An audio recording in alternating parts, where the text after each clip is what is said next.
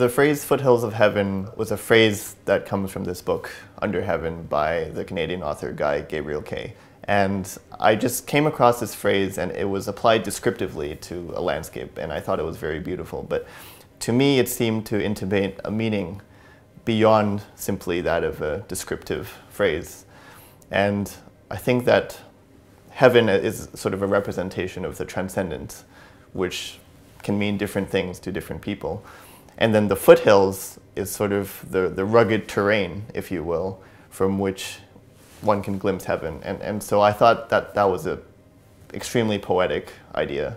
I commissioned Ricker Choi, who is an excellent pianist as well as an incredibly talented artist, to create a painting based on the title Foothills of Heaven, because I thought it would be interesting to collaborate with an artist and have an artist's visual input for me to bounce off of when I wrote the piece. So he created the painting before I wrote any music, and of course when I saw it I thought it was beautiful. I'm not sure it made my life any easier when it came to actually writing the music, but he certainly captured something of the essence of that title, I think. One of the essential aspects of this piece that I think is worth listening to is the actual structure that unfolds across this.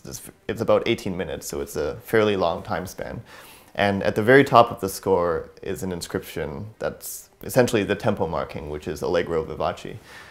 Now, if you know your Italian, Allegro vivace is essentially fast and lively.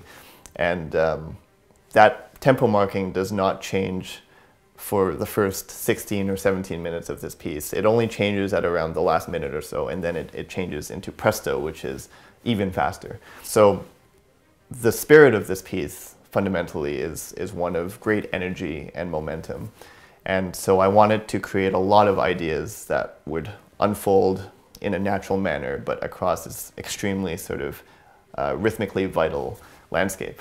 The program that this piece is a part of involves the piano to a great degree, and I thought it would be interesting to explore the piano, but from the perspective of a piece that wasn't a concerto.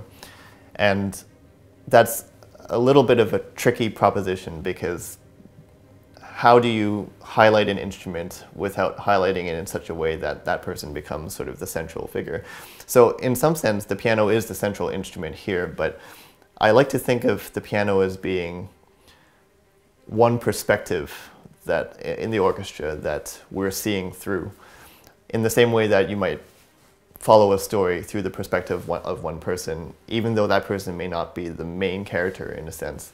It's the perspective that we hear and we're sort of on the side of for the most part. And so there's a relationship between the piano and the orchestra, where the orchestra is almost kind of like the environment, and the piano plays very much, almost fairly constantly through the entire piece, and sometimes soloistically and many times in accompaniment, and sometimes in opposition to the orchestral forces. But only towards the end of the piece does the piano start to develop its own kind of individual voice in a way. And so the very end of this piece is perhaps the only part of the piece where the piano becomes kind of a concerto-like instrument. And you'll hear the piano and the orchestra playing off of one another in this kind of duel.